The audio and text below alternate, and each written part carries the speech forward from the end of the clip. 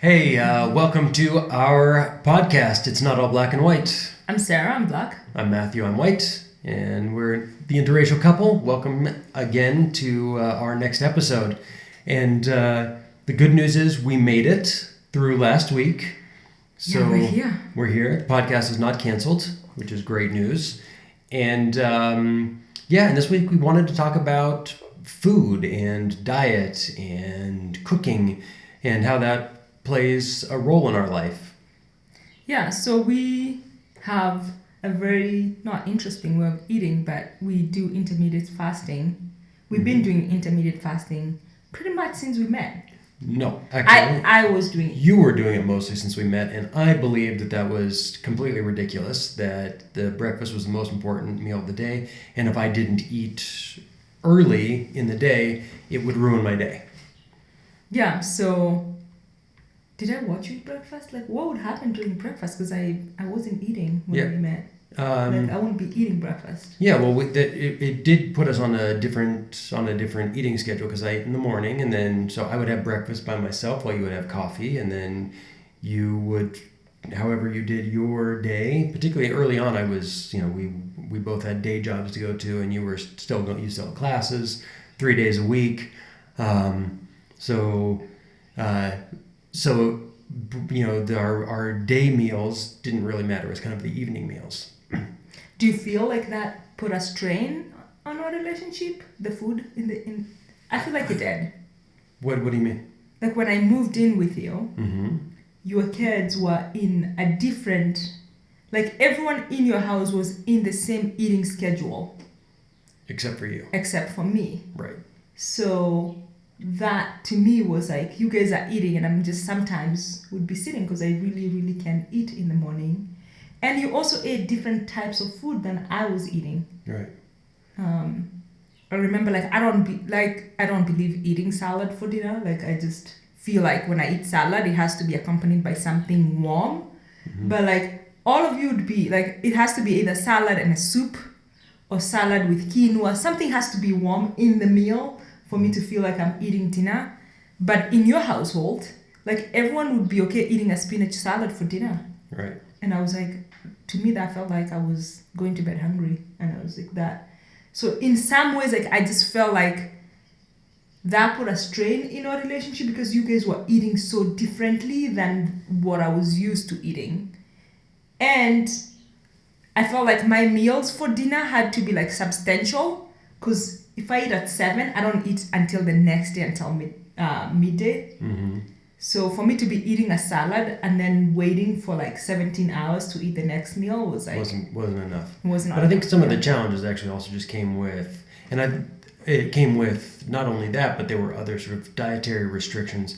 But I think one of the things that sort of the point here in some ways is that so much of our own personal identity is attached to food. Right? And culturally, when you came to the U.S., you were living with an Israeli/Jewish family, and so there were certain types of foods that became this is food. Yeah. You came from here, and as you know, in Kenya, there is also an association with food and culture. This is what we eat in Kenya. We eat ugali and skuma. Yeah, but in Kenya, it wasn't just like my coming to the US. It's like I grew up eating warm food. Like that's what I associate with food. Food is warm. And if it's cold, it's like a snack. Correct. Yeah. Okay. So then even the idea of having cold food is not, even still, like you won't eat cold pizza. No, I wouldn't. You re-warm your pizza, and I think cold pizza is amazing. But I'll eat cold salad, like that's soggy good. salad. That's unique and special to you and only one other person I know, and that was your host father. But I think there's sort of this interesting thing of how much we attach our identity to the foods that we eat. And so when you moved in and Mare and Jade had a lot of dietary restrictions, it was very minimal on the grains, no sugar, very, very little any refined foods. And that meant that the food that I was preparing was sort of different from what you wanted, what you were used to. And there was almost like the sense of, wait, this doesn't feel right because of that the way we connect food with even our preferences, right? You know, it's like, I like this type of food. I don't like this kind of food. If this food is in front of me and I don't like it that much, then I'm not going to feel satisfied. I'm not going to eat as much. Maybe I stop before I feel full because I don't like it as much. So there's all this kind of stuff that we put in with our food. And I think there's something that, you know, in any relationship there's, or, you know, particularly if it's different culture, right, or a different race, the food that you grew up eating and the food that I grew up eating are different. And then as we set certain, whatever, we sort of set our diets, the thing that we eat, that becomes part of the identity. And now that when that shifts, it can be really hard. Yeah, I think like one of the things that just came to mind, I remember us going to Costco in one of our initial food shopping together. And we bought food worth, I just remember like it was worth $400. And I went home and I was just like, I didn't see anything that I really wanted to eat. Like there were no potatoes, there were no, there was like literally like food that I was not used to eating or I didn't associate. And I just felt so unseen. Like I remember just being like, we did all this shopping, but like there's nothing that we bought that I feel like I want to eat in our house. Right. Because it wasn't my culture. It wasn't like what I'm used to eating. Yeah. And so there was a little bit of two things I think that happened. One was sort of combining, you know, making an effort actually to combine sort of the different traditions, right, as it were. And when I say even tradition, I mean that can just be a family tradition, right? It doesn't mean, you know, an American tradition and a Kenyan tradition necessarily. But, you know, to see, so what works for you, what works for me, what works for the kids, and just kind of finding a way for that. Yeah, we had those conversations a few times about how could we make dinners where everyone felt that they enjoyed, and like not maybe enjoyed every single meal, but there was a meal that would cook that, yeah, everyone. Which is actually interesting because talk about when you were growing up, you ate pretty much whatever was put in front of you, right? Yes and no. So I ate whatever was put. I could not say like I'm not gonna eat this, but I've always been a choosy eater since I was a kid. So that actually put me in a disadvantage in growing up in a household where there was not like a fridge where I could go and get my own food to eat. So if whatever was put in front of me I didn't like, that meant like I didn't get to eat. And I remember a lot of times I just didn't eat dinner because I didn't like it and I wouldn't eat it. So you were happier to go to bed hungry than you were to eat food you didn't like? Yes. Got it. And sometimes like you will eat it until like you feel, you know, like, you know, like I'm not starving. Right. But yeah, I think a lot of times like I would just give my food to my cousins because I was like, I can't eat this. And then the other thing was that when you moved in, you didn't eat until you were intermediate fasting, so you wouldn't eat your first meal until sometime around 11 in the morning. And I had a lot of, I wouldn't say I had resistance to it because it didn't matter to me, right? You eat how you wanted to, but that's the way you were eating, and therefore, you know, I also find myself, I actually really like to be a chameleon in the way I eat. You know, I've lived in a lot of places, I've traveled a lot, and something that I really enjoy is eating foods or eating in ways that I haven't done before. I find I take a lot of joy in that. So the way, even just not the type of food in this case, but the way that you were eating and the intermediate fasting, not eating till later, was something that I found interesting, and I was curious about it, but I was like, that doesn't work for me at all. Yeah, I remember you were like, this doesn't work for me. But for me, it wasn't like I was on a diet. It's just like I had been so used. Like, I'm not hungry in the morning. I'm just not. So I would just eat later. And you were like, you grew up with like, breakfast is the most important meal of the day. So you wake up and you eat. Right. And for me, like, if you wake up and you're like eating 20 minutes, like in 20 minutes, I was just like, to me, it was just like, why would you do that? You know? You know, and to me, I actually still think that breakfast is the most important meal of the day. Okay. But because I can tell, I can feel it. If I don't eat a good breakfast it can actually really harm the rest of my day. Like I get blood sugar issues. So, if I eat cereal for breakfast, with basically a lot of sugar, not a lot of protein, I'll get shaky and I'll kind of be shaky for a lot of the day. So I have to watch what I eat. But one of the things that shifted was my curiosity. And so was not changing what I ate in the morning, but at what time. And something that became almost a challenge to me was to say, I'm not going to eat when I first feel hungry. I'm going to eat after that first hunger goes away and the second hunger comes. So it used to be I would get up and I would eat sometime, before I would leave for work, which meant sometime usually between 7:30 and 9 was when I would have breakfast. And then I started kind of pushing it. Instead of eating breakfast at home, I would make a smoothie with raw egg. So I'd have a lot of yummy protein, and fruits and nuts and other, chia seeds. So I'd have a lot of protein in the morning.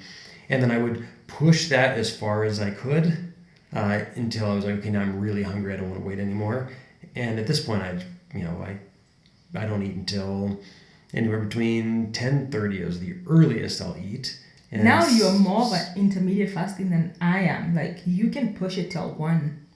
Often easily. Yeah, particularly if I don't, if I go on a run and I do a long run in the morning, then it's a little bit harder to wait that long. But if I just kind of get up and I do my meditation and I go into the office and I work, I can let a long time go without it. How long did you think it took you to adapt to my eating schedule?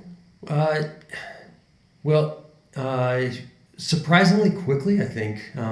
But it also just became something that was a challenge, and so like right now in preparing for this marathon, right now I'm preparing for this marathon. One of the things that I, people say, oh, you love running. And it's like, no, not so much. I love the challenge, and that's what I enjoy. And so for me, even with that became a challenge.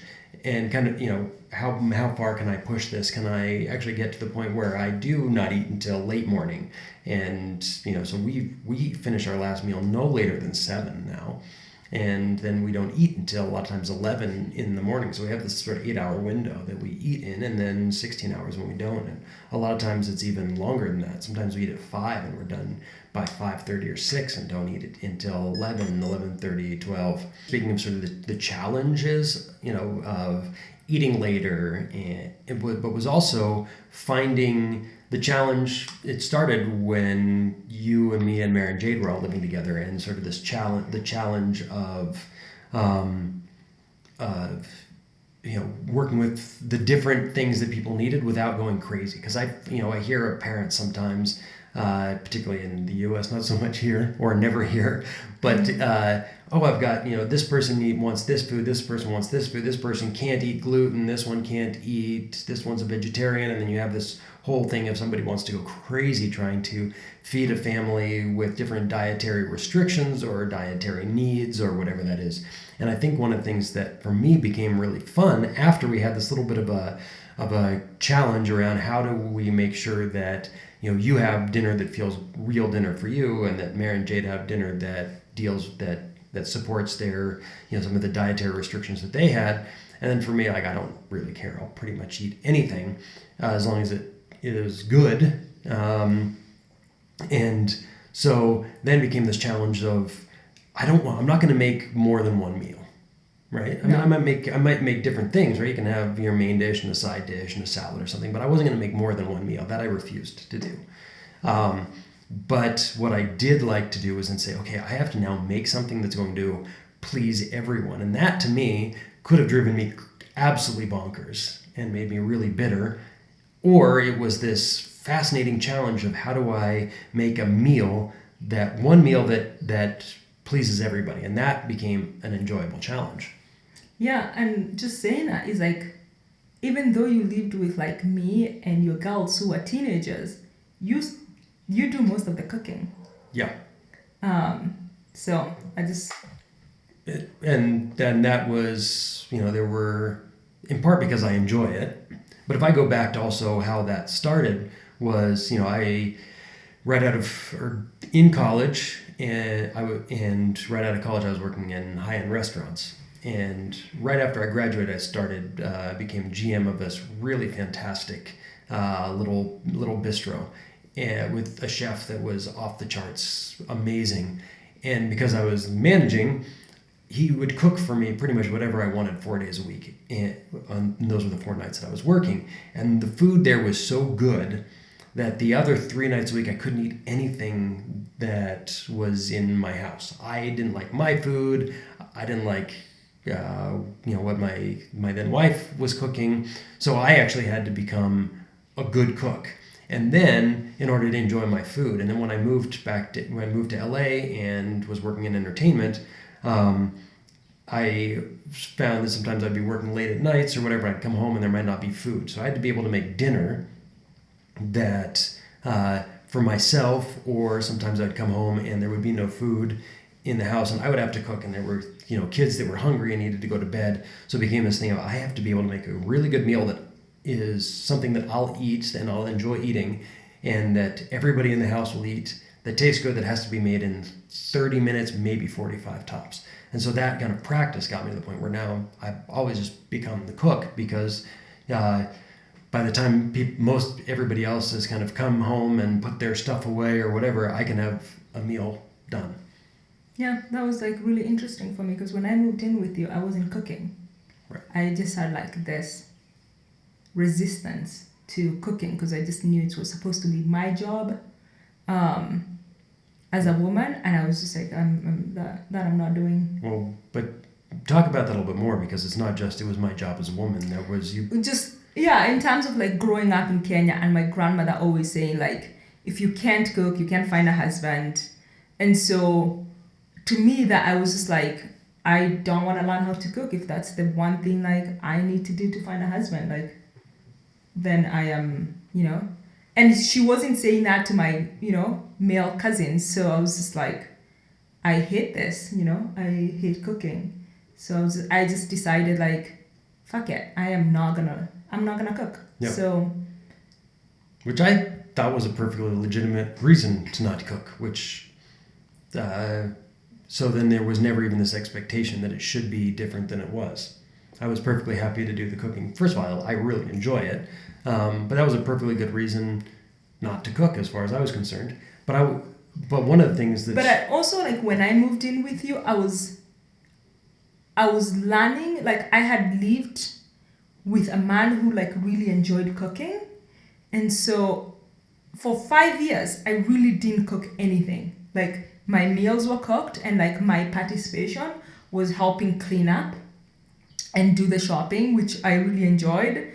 So after 5 years of giving that space of like eating good food, but not having to cook it, and someone really understanding, living in a household that understood where I was coming from and why I didn't want to cook, I started to change my thinking around cooking. When I knew that it wasn't like something that I was supposed to do. Like, you could do it to enjoy it. So when I moved in with you, I was coming around cooking, so slowly I would like start to, get a glass of wine and cook something while I'm drinking it, so that I'm enjoying it, rather than feeling like I'm supposed to be doing this. Yeah.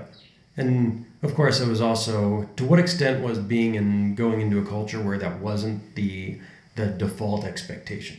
Right, like even here, if I talk about cooking, I've never had a conversation here in Kenya with a man who, if I talk about me cooking, it doesn't come up with, we just don't do that.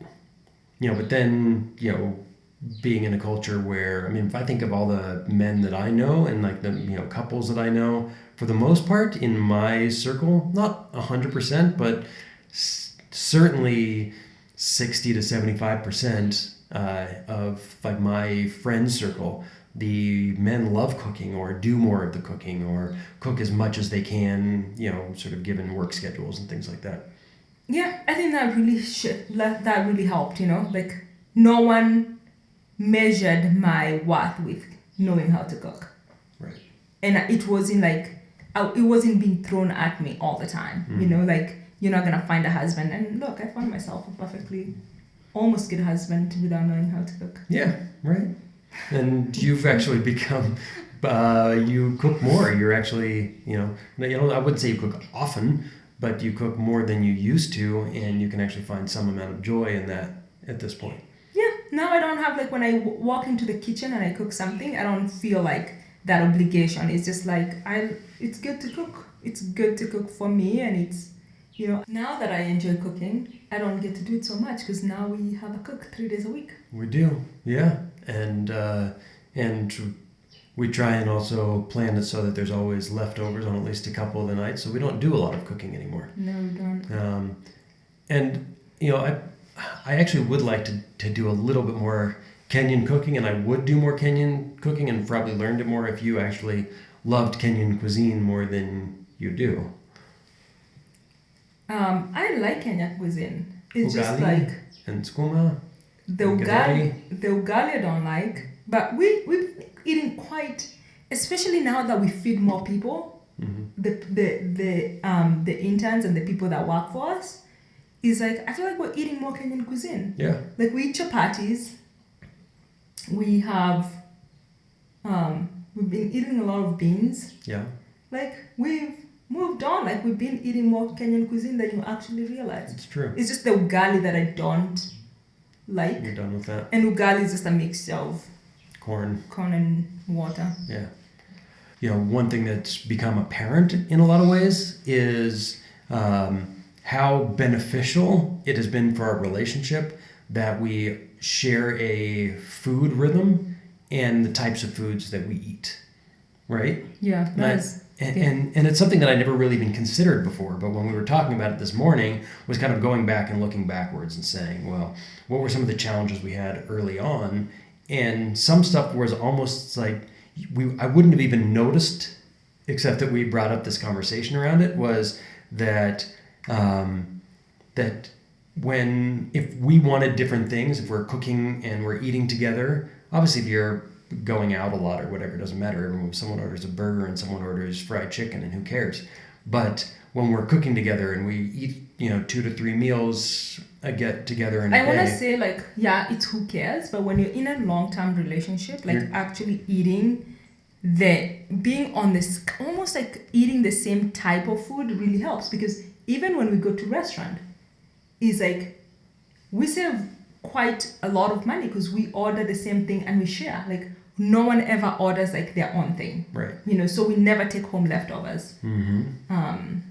It's right, and it's just I think it's really it's interesting, and for both of us there have been decisions that we've made. We're going to eat more of this, we're going to eat less of this, and we make those decisions together.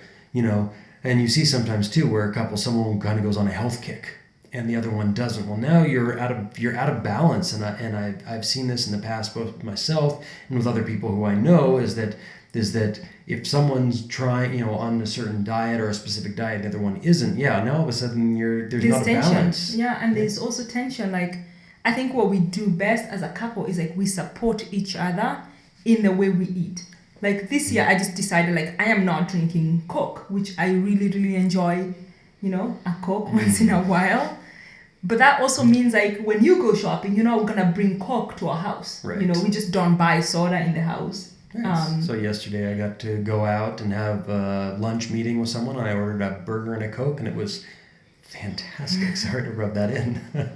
But I just exactly. I think that being on that rhythm, and I think one of the important things is that we haven't. It's not like do it your way or do it my way, because at this point there's really only one thing that I would like to be able to do in our kitchen that I just almost never do. Because if I eat a poached egg at home or a sunny side up egg, and as soon as I cut into that beautiful yellow Please stop describing it. I feel like I'm gonna throw up and right it now. runs all over, and it's like so good. I can't stand poached eggs and runny eggs. So that could be the one thing that gets us to call off the potential future engagement and marriage would be our runny yolks. Yeah, oh my god, they just I hate eggs. I just hate runny eggs. Yeah, yum, the best. But But otherwise, there's been really there's an ebb and a flow. These are things that you like, these are things that I like, and of course for me, liking the challenge is that if there's something that you say I don't like, then of course I feel a challenge to make it in a way that you're like, ooh, that's actually pretty good. And maybe the egg thing is a little bit of a frustration because actually, why don't you just briefly tell your story of how traumatic running yolk is, that's going to be a major hurdle for me to overcome.